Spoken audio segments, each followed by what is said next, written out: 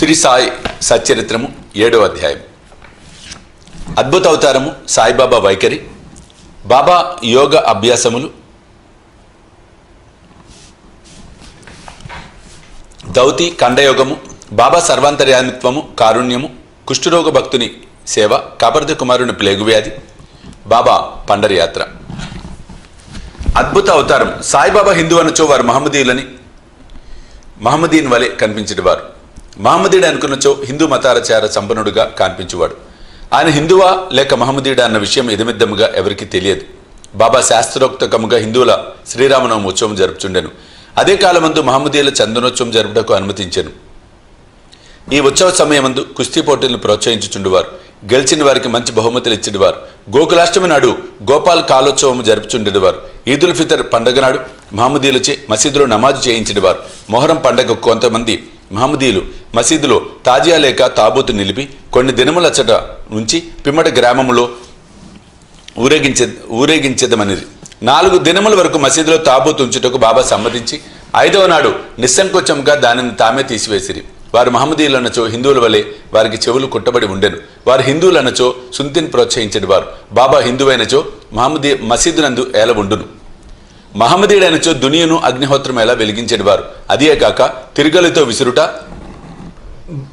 శంఖముదుట, గంట వాయించుట, హోమం చేయుట, భజన, అన్న సంతర్పణ, అర్ఘ్య పాద్యాదులతో పూజలు మొదలగు మహమ్మదీ మతమునకు అంగీకారం కాని విషయములలో మసీదులు జరుగుచుండెను. వారు మహమ్మదీయులైనచో కర్మిష్ఠులకు సనాతనాచార పరాయణులైన బ్రాహ్మణులు వారి పాదములపై సాష్టాంగ నమస్కారం ఎట్లు చేయుచుండెవారు.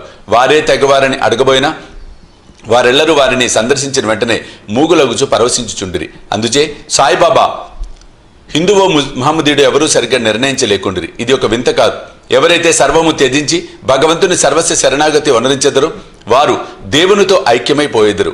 వారికి దేనికి సంబంధం గాని భేదభావం గాని ఉండదు. వారికి జాతి మతములతో ఎట్టి సంబంధము లేదు. సాయిబాబా అట్టివారు. వారికి జాతులందు వ్యక్తులందు భేదం కనిపించుకుండెను. ఫకీరులతో కలిసి బాబా మత్య మాంసము భుజించెడివారు. వారి భోజన పళ్ళెములో కుక్కలు మూతి పెట్టినను సనుగువారు కాదు. శ్రీ సాయి అవతారము విశిష్టమైనది, అద్భుతమైనది. నా పూర్వ సుకృతముచే వారి పాదముల చెంత కూర్చొని భాగ్యము కలిగినది. వారి సాంగత్యము లభించుట నా అదృష్టము. వారి సన్నిధిలో నాకు కలిగిన ఆనందోల్లాసములు చెప్పనలవి కానివి. సాయిబాబా నిజముగా శుద్ధానంద చైతన్యమూర్తులు. నేను వారి గొప్పతనము విశిష్టతను పూర్తిగా వర్ణింపలేను. ఎవరు వారి పాదములను నమ్మెదరో వారికి ఆత్మానుసంధానము కలుగును. సన్యాసులు, సాధకులు, ముముక్షువులు తదితరులు అనేక మంది సాయిబాబా వద్దకు వచ్చేవారు. బాబా వారితో కలిసి నవ్వుచు సంభాషించుచు సంచరించుచున్నప్పటికీ వారి నాలికపై అల్లా మాలిక్ అను మాట ఎప్పుడు నాట్యమార్చుండేది. వారికి వాద వివాదములు గాని చర్చలు గాని ఇష్టం లేదు. అప్పుడప్పుడు కోపము వహించినప్పటికీ వారెల్లప్పుడూ శాంతముగాను సంయమంతోనూ ఉండేవారు. ఎల్లప్పుడూ పరిపూర్ణ వేదాంత తత్వమును బోధించుచుండేవారు. ఆఖరి వరకు కూడా బాబా ఎవరో ఎవరికి తెలియనేలేదు. వారు ప్రభువులను భిక్షకులను ఒకే రీతిగా ఆదరించిరి. అందరి అంతరంగములందు గల రహస్యములని బాబా ఎరింగేవారు. బాబా ఆ రహస్యములను వెలుబుచ్చుగానే అందరూ ఆశ్చర్యమగ్నులగుచుండిరి. వారు సర్వజ్ఞులైనప్పటికీ ఏమీ తెలియని వారి వలె నటించుచుండిరి. సన్మానములు అన్నచో వారికి మాత్రము ఇష్టం లేదు. సాయిబాబా నైజం అట్టిది. మానవ దేహంతో సంచరించుచున్నప్పటికీ వారి చర్యలను బట్టి వారు సాక్షాత్తు భగవంతుడనే చెప్పవలెను. వారిని చూచిన వారందరూ షిరిడీలో వెలిసిన భగవంతుడే అనుకునిచుండిరి. వట్టి మూర్ఖుడైన నేను బాబా మహిమలను ఎట్లు వర్ణించగలను.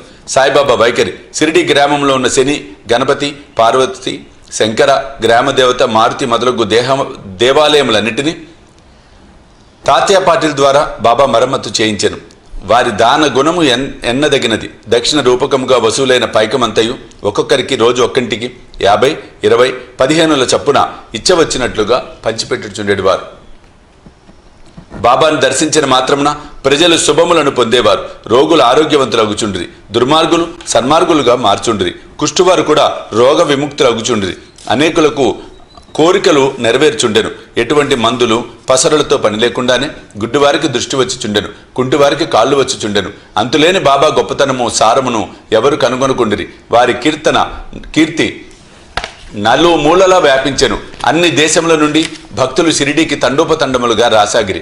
బాబా ఎల్లప్పుడూ దునికెదురుగా ధ్యానమగ్నులై కూర్చునేవారు. ఒకప్పుడు మలమూత్ర విసర్జన కూడా అక్కడే చేసేవారు. ఒకప్పుడు స్నానం చేసేవారు, మరొకప్పుడు స్నానం లేకుండా ఉండేవారు. తొలి దినములలో బాబా తెల్లటి తలపాగా, శుభ్రమైన దోవతి, చొక్కా ధరించేవారు. మొదటి రోజులలో వారు వైద్యం చేసేవారు. గ్రామములలో రోగులను పరీక్షించి ఔషధములు ఇచ్చేవారు. వారి చేతితో ఇచ్చిన మందులు అద్భుతముగా పనిచేయుచుండేవి. వారికి గొప్ప హకీం అనే పేరు వచ్చెను. ఈ సందర్భంన ఒక ఆసక్తికరమైనటువంటి సంఘటన చెప్పాలి. ఒక భక్తునికి కండ్లు వాచి మిక్కిలి ఎర్రబడెను. షిరిడిలో వైద్యుడు దొరకలేదు. ఇతర భక్తులు అతనిని బాబా వద్దకు తీసుకుని పోయేది. సామాన్యంగా అట్టి రోగులకు అంజనములు, ఆవు పాలు, కర్పూరంతో చేసిన ఔషధములను ఉపయోగించెదరు. కానీ బాబా చేసిన చికిత్స విలక్షణమైనది. నల్ల జీడి గింజలను నూరి 2 మాత్రలుగా చేసి ఒక్కొక్క కంటిలో ఒక్కొక్క దానిలో పెట్టి గుడ్డతో కట్టుకట్టిరి. మరుసటి దినము కట్లు విప్పి నీళ్లను ధారగా పోసిరి. కండ్లలోని పుసి తగ్గి కంటిపాపలు తెల్లబడి శుభ్రమయ్యేను. నల్లజీడి పిక్కలను నూరి కండలో పెట్టినను సున్నితమైన కండ్లు మండలేదు. అటువంటి చిత్రములు అనేకములు కలవు. కానీ ఇదొకటి మాత్రమే చెప్పబడినది. బాబా యోగ అభ్యాసములు. సాయిబాబాకు సకల యోగ ప్రక్రియలు తెలిసి ఉండెను. దౌతి, ఖండయోగము, సమాధి మున్నగు షడ్విధ యోగ ప్రక్రియలందు బాబా ఆరితేరినవారు. అందులో 2 మాత్రమే ఇక్కడ వర్ణింపబడెను. దౌతి, మసీదుకు చాలా దూరమున ఒక మర్రి చెట్టు కలదు. అక్కడ ఒక బావి కలదు. ప్రతి 3 రోజులకు ఒకసారి బాబా అచ్చటకు పోయి ముఖ ప్రక్షాళనము, స్నానము చేయుచుండెను. ఆ సమయంలో బాబా తన ప్రేవులను బయటికి వెడలగక్కి వాటిని నీటితో శుభ్రపరిచి పక్కనున్న నేరేడు చెట్టుపై ఆరవేయుట షిరిడిలోని కొందరు కండ్లారా చూచి చెప్పిరి. మామూలుగా దౌతి అనగా 3 అంగుళముల వెడల్పు, 22.5 అడుగుల పొడవు గల గుడ్డను మింగి కడుపులో అరగంట వరకు ఉండనిచ్చి పిమ్మట తీసెదరు. కానీ బాబా చేసిన దౌతి చాలా విశిష్టము, అసాధారణమైనది. ఖండయోగము. బాబా తన శరీర అవయములన్నీ వేరుచేసి మసీదు నందు వేరువేరు స్థలములలో విడిచిపెట్టువారు. ఒకనాడు పెద్ద మనిషి మసీదుకు పోయి బాబా అవయములను వేరువేరు స్థలములందు పడి ఉండట చూసి భయకంపితుడై బాబాను ఎవరో కూనీ చేసిరి అనుకొని గ్రామ మున్సబు వద్దకు పోయి ఫిర్యాదు చేయి నిశ్చయించుకొనెను. కానీ మొట్టమొదట ఫిర్యాదు చేసిన వానికి ఆ విషయం గురించి కొంచెమైనను తెలిసి ఉండునని తననే అనుమానించదని భయపడి ఊరుకొనెను. మరుసటి దినమతడు మసీదుకు పోగా బాబా ఎప్పటివలే హాయిగా కూర్చొని ఉండడు చూచి ఆశ్చర్యపడెను. ముందు దినము తాను చూసినదంతయు భ్రాంతి అనుకొనెను. చిరుప్రాయం నుండి బాబా వివిధ యోగ ప్రక్రియలు చేయుచుండెను. వారి యోగస్థితి ఎవరికి అంతుబట్టనిది. రోగుల వద్ద నుండి డబ్బు పుచ్చుకొనక ఉచితంగా చికిత్స చేయుచుండేది. ఎందరో పేదలు, వ్యధార్థులు వారి అనుగ్రహం వల్ల స్వస్థత పొందిరి. నిస్వార్థంగా వారి చేయి సత్కార్యముల వల్లనే వారికి గొప్ప కీర్తి వచ్చెను. బాబా తన సొంతం కొరకు ఏమీ చేయక ఇతరుల మేలు కొరకే ఎల్లప్పుడూ పాటుపడేవారు. ఒక్కొక్కప్పుడు ఇతరుల వ్యాధిని తమపై వేసుకొని ఆ బాధను తాము అనుభవించేవారు. అటువంటి సంఘటన ఒక దానిని ఈ దిగువ పేర్కొందును. దీనిని బట్టి బాబా యొక్క సర్వజ్ఞత, దయార్థ హృదయము విదితమగును. బాబా సర్వాంతర్యాత్మిత్వము, కారుణ్యము. 1910వ సంవత్సరము దీపావళి పండుగ ముందు రోజున బాబా దుని వద్ద కూర్చొని చలి కాచుకొనుచు దునిలో కట్టెలు వేయుచుండెను. దుని బాగుగా మండుచుండెను. కొంతసేపైన తర్వాత హఠాత్తుగా కట్టెలకు మారు తన చేతిని దునిలో పెట్టి నిశ్చలముగా ఉండిపోయేది. మంటకు చేయి కాలిపోయేను. మాధవుడనే నౌకరును మాధవరావు దేశపాండేయు దీనిని చూసి వెంటనే బాబా వైపుకి పరుగిడిరి. మాధవరావు దేశపాండే బాబా నడుమును పట్టుకొని బలముగా వెనకకు లాగెను. దేవా, ఇట్లు చేసిద్రని బాబాని అడిగిరి. ఇట్లేలా చేసిద్రి అని బాబాని అడిగిరి. బాబా బాహ్య స్మృతి తెచ్చుకొని ఇక్కడకు చాలా దూరంలో ఒక కమ్మరి స్త్రీ తన బిడ్డను ఒడిలో ఉంచుకొని కొలిమిని ఊదుచుండెను. అంతలో ఆమె భర్త పిలిచెను. ఆమె తన ఒడిలో ఉన్న బిడ్డ ఉన్న సంగతి మరచి తొందరగా లేచెను. బిడ్డ మండుచున్న కొలిమిలో పడెను. వెంటనే నా చేతిని కొలిమిలోకి దూర్చి ఆ బిడ్డను రక్షించి తిని. నా చేయి కాలితే కాలినది, అంతా నాకది బాధకరము కాదు, కానీ బిడ్డ రక్షింపబడెను అన్న విషయము నాకు ఆనందం కలుగజేయుచున్నదని జవాబిచ్చెను. కుష్ఠరోగ భక్తుని సేవ. బాబా చేయి కాలెను అన్న సంగతి మాధవరావు దేశపాండే ద్వారా తెలుసుకొనిన నానాసాహెబ్ చందోర్కర్ వెంటనే బొంబాయి నుండి డాక్టర్ పరమానందను ప్రఖ్యాత వైద్యుని వెంటబెట్టుకుని వైద్య సామగ్రితో సహా హుటాహుటిన షిరిడీకి చేరెను. చికిత్స చేయుటకై డాక్టర్కు కాలిన తమ చేయి చూపమని బాబాను నానా కోరెను. బాబా అందులో ఒప్పుకోలేదు. చేయి కాలిన లగాయత్తు బాగోజీ సింధ్యాను కుష్ఠరోగి భక్తుడు ఏదో ఆకువేసి కట్టుకట్టేవాడు. నానా ఎంత వేడినను బాబా డాక్టర్ గారిచే చికిత్స పొందుటకు సమ్మతింపలేదు. డాక్టర్ గారు కూడా అనేక సార్లు వేడుకొనిరి. అల్లాయే తన వైద్యుడని, తమకేమీ మాత్రం బాధ లేదని చెప్పుచు ఎటులో డాక్టర్చే చికిత్స చేయించుకున్నట్టు దాటవేయను. అందుచే డాక్టర్ మందులు పెట్ట మూతైనా తెరవకుండానే బొంబాయికి తిరిగి వెళ్ళిపోయాను. కానీ అతనికి ఈ మిషతో బాబా దర్శన భాగ్యం లభించెను. ప్రతిరోజు బాగోజీ వచ్చి బాబా చేతికి కట్టుచుండెను. కొన్ని దినముల తర్వాత గాయము మానిపోయాను. అందరూ సంతోషించిరి. ఇప్పటికి ఇంకా ఏమైనా నొప్పి మిగిలి ఉండినదా అన్న సంగతి ఎవరికీ తెలియదు. కానీ ప్రతిరోజు ఉదయం బాగోజీ పట్టీలను విప్పి బాబా చేతిని నేతితో తోమి తిరిగి కట్టుచుండేవాడు. బాబా మహాసమాధి వరకు ఇది జరుగుచుండెను. మహాసిద్ధ పురుషుడైన బాబాకి ఇదంతయు నిజానికి అవసరం లేనప్పటికీ తన భక్తుడైన బాగోజీ ఎందుగల ప్రేమచే అతడు అనర్చు ఉపాసనను గైకొనెను. బాబా లెండికి పోవునప్పుడు బాగోజీ బాబా తలపై గొడుగు పట్టుకొని వెంట నడిచేవాడు. ప్రతిరోజు ఉదయం బాబా దుని వద్ద కూర్చోగానే బాగోజీ తన సేవా కార్యము మొదలెడేవాడు. బాగోజీ గత జన్మయందు చేసిన పాపము ఫలితముగా ఈ జన్మమున కుష్ఠ రోగముచే బాధపడుచుండెను. వాని వేళ్లు ఈడ్చుకొని పోయి ఉండెను. వాని శరీరం చీము కార్చు దుర్వాసన కొట్టుచుండెను. బాహ్యమునకు అతడెంత దురదృష్టవంతుని వలె కనిపించినప్పటికీ అతడు మిక్కిలి అదృష్టవంతుడు, సంతోషి. ఎందుకనగా అతడు బాబా సేవకులందరిలో మొదటివాడు. బాబా సహవాసము పూర్తిగా అనుభవించేవాడు.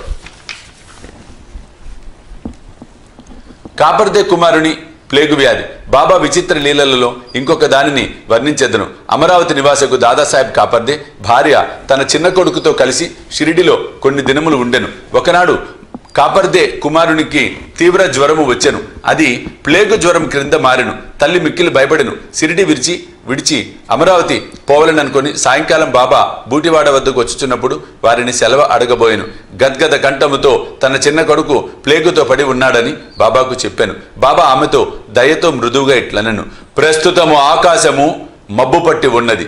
కొద్దిసేపటిలో మబ్బులన్నీ చెదిరిపోయి ఆకాశము నిర్మలమగును అట్లనుచు బాబా కఫ్ని పైకెత్తి చంకలో కోడి గ్రుడ్లంతా పరిమాణము గల 4 ప్లేగు పొక్కులను చూపుచు, నా భక్తుల కొరకు నేనెట్లు బాధపడదనో చూడుము, వారి కష్టములన్నీ నావే. ఈ మహాద్భుత లీలను చూచిన జనులకు మహాత్ములు తమ భక్తుల బాధలు తామెట్లు స్వీకరింతురు అను విషయం స్పష్టమైనది. మహాత్ముల మనసు మైనము కన్నా మెత్తనిది, వెన్నవలే మృదువైనది. వారు భక్తులను ప్రత్యుత్కారమేమీ ఆశించక ప్రేమించెదరు. భక్తులనే తమ స్వజనులుగా భావించెదరు. బాబా పండరి ప్రయాణం. సాయిబాబా తన భక్తులను ఎట్లు ప్రేమించుచుండెనో, వారి కోరికలను అవసరములను ఎట్లు గ్రహించుచుండెనో అను కథను చెప్పి ఈ అధ్యాయము ముగించెదను. నానాసాహెబ్ చాందోర్కర్ బాబాకు గొప్ప భక్తుడు. అతడు కాందేశ్లోని నందూర్ బారులో మామల్తదారుగా ఉండెను. అతనికి పండరిపురము బదిలీ అయ్యను. సాయిబాబా ఎందు అతనికి గల భక్తి అను ఫలము ఆనాటికి పండెను. పండరిపురమును భూలోక వైకుంఠం అనెదరు. అట్టి స్థలమునకు బదిలీ అగుడిచే అతడు గొప్ప ధన్యుడు. నానాసాహెబ్ వెంటనే పండరిపోయి ఉద్యోగంలో ప్రవేశించవలసి ఉండెను. షిరిడీలో ఎవరికి ఉత్తరం రాయక హుటాహుటిన పండరికి ప్రయాణమయ్యాను. ముందుగా షిరిడీ పోయి తన విఠోబాగు బాబాను దర్శించి ఆ తర్వాత పండరికి పోవాలని అనుకోనెను. నానాసాహెబ్ షిరిడీకి వచ్చే సంగతి ఎవరికీ తెలియదు. కానీ బాబా సర్వజ్ఞుడు అగుడచే గ్రహించెను. నానాసాహెబ్ నీమ్గాం చేరుసరికి షిరిడీలో మసీదులో కలకలము రేగెను. బాబా మసీదులో కూర్చొని మహల్సాపతి అప్పాసిందే కాశీరాములతో మాట్లాడుచుండెను. హఠాత్తుగా బాబా వారితో ఇట్లు అనెను, మన నలుగురము కలిసి భజన చేసేదము. పండరి ద్వారములు తెరిచినారు కనుక ఆనందముగా పాడదము లెండు. అందరూ కలిసి పాడసాగిరి. ఆ పాట యొక్క భావము ఏమన్నా, నేను పండరి పోవలేను, నేను అక్కడే ఉండవలేను. ఎందుకనగా అదియే నా ప్రభువు యొక్క ధామము. అట్లు బాబా పాడుచుండెను. భక్తులందరూ బాబాను అనుకరించిరి. కొద్దిసేపటికి నానాసాహెబ్ కుటుంబ సమేతంగా వచ్చి బాబా పాదములకు సాష్టాంగ నమస్కారం చేసి తనకు పండరీపురము బదిలీ అయినదనియు బాబా కూడా వారితో పండరీపురముకు వచ్చి అక్కడ ఉండవలసినదని వేడుకొనెను. అటులా బ్రతిమాలుటకు అవసరం లేకుండెను. ఏలన బాబా అప్పటికే పండరి పోవలను అచ్చట ఉండవలను అన్న భావమును వెలిబెచ్చుచుండెనని తక్కిన భక్తులు చెప్పిరి. అది విని నానా మనసు కరిగి బాబా పాదములపై పడెను. బాబా యొక్క ఊది ప్రసాదమును ఆశీర్వాదమును అనుగ్రహను పొంది నానాసాహెబ్ పండరికి పోయెను. ఇట్టి బాబా లీలలకు అంతులేదు. 7వ అధ్యాయం సంపూర్ణం. సద్గురు శ్రీ సాయినాథ అర్పణమస్తు. శుభం భవతు.